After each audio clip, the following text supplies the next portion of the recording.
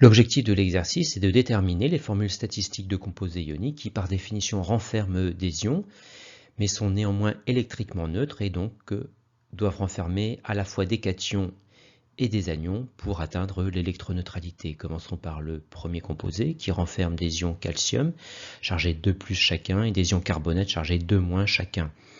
La proportion des deux ions est donc d'un ion calcium pour un ion carbonate. En effet, les deux charges positives d'un ion calcium seront compensées par les deux charges négatives d'un ion carbonate. D'où la formule statistique qui commence par écrire le cation puis l'anion.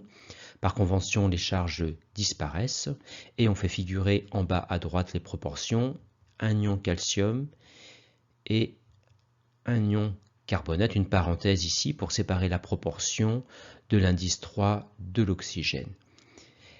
Et un S pour rappeler l'état solide d'un composé ionique.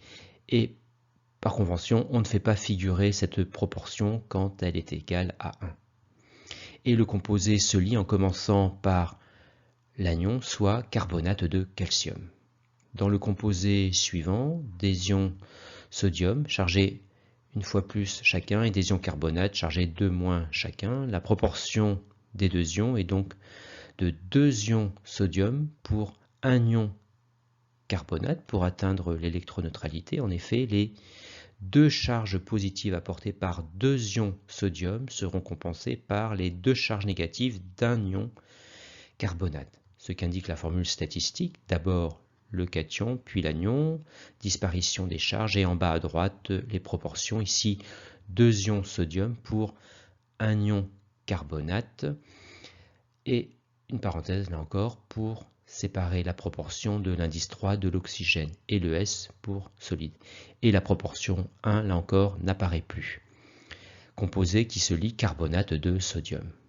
Dans le composé suivant, des ions barium qui renferment chacun 2 charges plus et des ions chlorure qui renferment chacun une charge négative. La proportion des deux ions est de 1 ion barium pour 2 ions chlorure. En effet, les deux charges positives apportées par un ion barium seront compensées par deux charges négatives apportées par 2 ions chlorure. Ce qu'indique la formule statistique, d'abord le cation puis l'anion, disparition des charges et en bas à droite les proportions 1 et 2 et le S pour solide. Là encore, le 1 n'apparaît plus. Composé qui se lie chlorure de barium. Dans le composé suivant, des ions magnésium qui renferment 2 charges plus et les ions nitrates, une charge moins.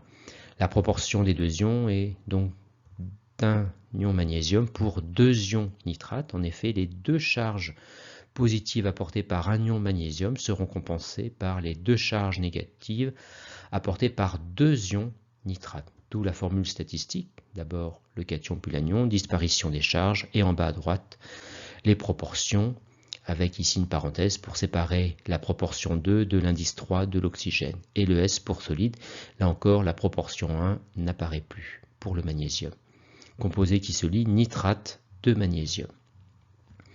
Dans le composé suivant, des ions fer 3 qui renferment chacun 3 charges plus et des ions sulfate 2 charges négatives. La proportion des deux ions est ici de 2 ions fer pour 3 ions sulfate pour atteindre l'électroneutralité. En effet, 2 ions fer apportent 6 charges plus, 3 fois 2 égale 6, et 3 ions sulfate apportent 6 charges négatives, 2 fois 3, 6.